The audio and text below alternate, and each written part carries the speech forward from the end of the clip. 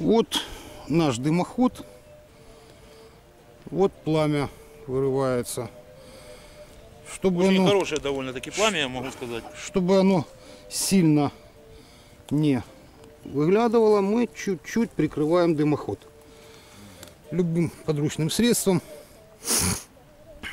То есть либо камнем, либо бутылкой тоже, да? Да, Либо бревнышком тоже. в принципе,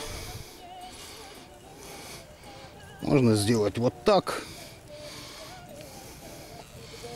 Вот. И ставим пизурок.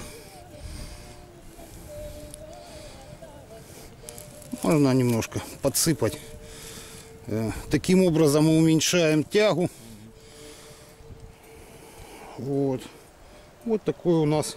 Но огонь при этом очень хороший идет. Притом огонь практически гудит.